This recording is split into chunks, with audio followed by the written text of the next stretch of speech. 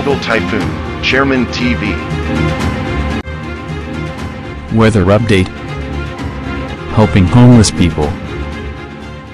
Please subscribe.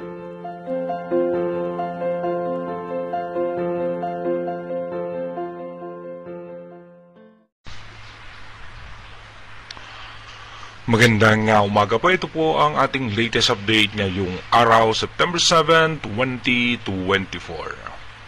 Patuloy pa rin na umiiral sa ating bansa yung habagat na patuloy nga po yan na nakakaapekto sa Batanes, Babuyan Island, kasama rin po ang Metro Manila at natitirang bahagi ng Luzon.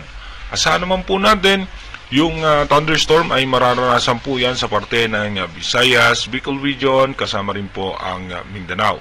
At yung minomonitor nga po nating low pressure area, no, na nasa pinakaguhit na nga po yan ng ating PAR, ito po ay mataas pa rin ang tsansa na papasok ng ating Philippine Area of Responsibility at stable nga po na nasa 20% chance yung kanyang posibilidad na mag-develop o mag-intensify into tropical depression or mahinang bagyo sa ngayon.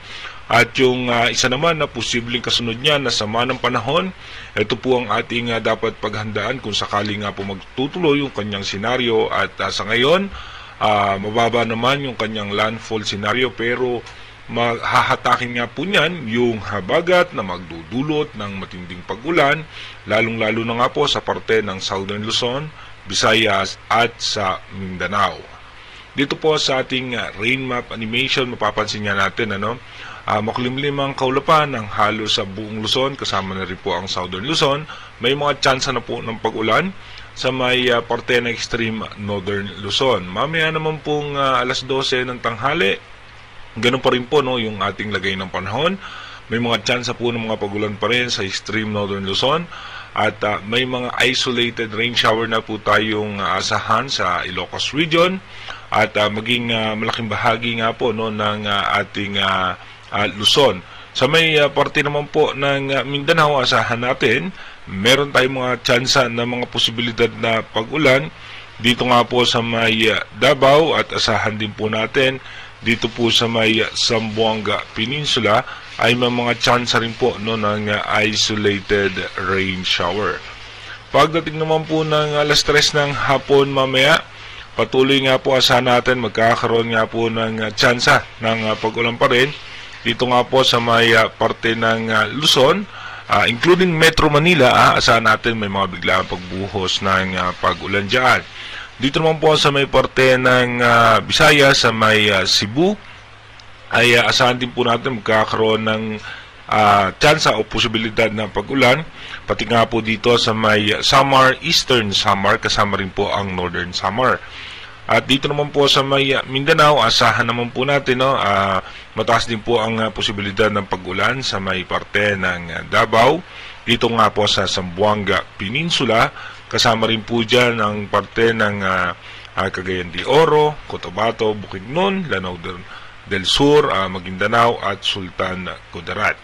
Pagdating naman po ng alas 6 ng gabi mamaya, ganoon pa rin po makulimlim ang kaulapan ng halos buong Luzon, kasama pa rin po ang Southern Luzon, habang mataas naman ang tsansa na may pag-ulan dito nga po sa may Zamboanga Peninsula.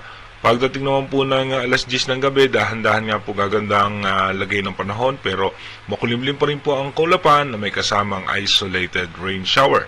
Dumako na nga po tayo sa ating advanced weather forecast.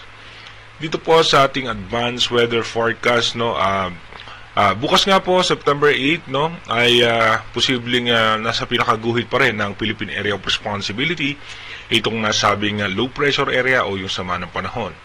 By September 9, ito nga po ay posibleng nakapasok na ng ating Philippine Area of Responsibility at hatakin nga po nito yung habagat na magdudulot naman po ng mga posibilidad na pag-ulan sa may extreme Northern Luzon at western section ng Northern Luzon.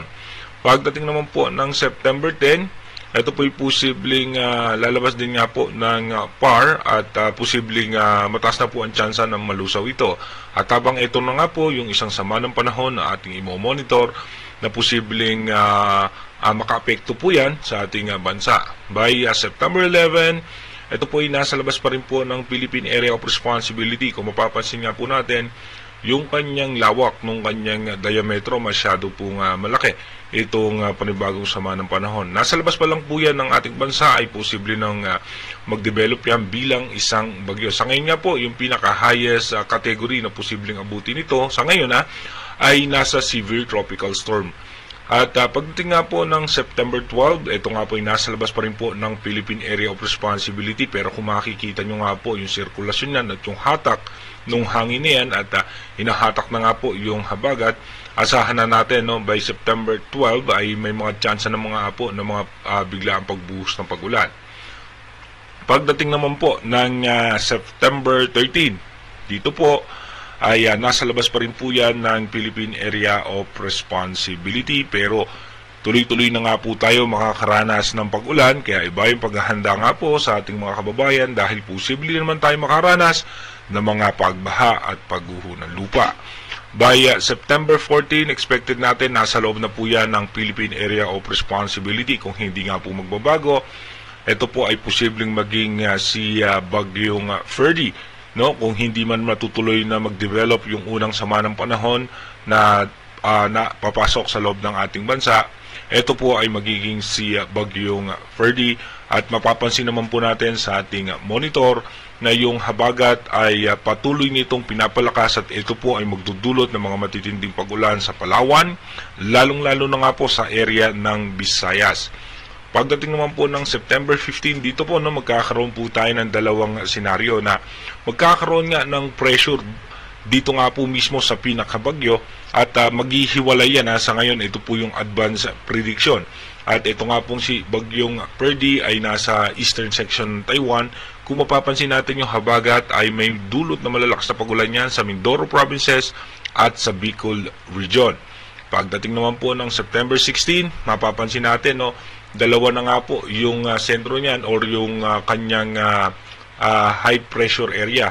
Yung isa nga po ay andito sa may parte ng extreme northern Luzon at yung isa andito nga po kung saan ito nga pong si Ferdy ngayon ay dito po nagkakaroon ng sirkulasyon at patuloy na humahatak dito nga po sa habagat. Kung mapapansin nyo, dito nga po sa ating advanced weather forecast na hati, parang naging dalawang bagyo siya. Dito po ang paliwanag naman po ng European Center dahil nga po sa ngayon ay unpredictable pa po yan.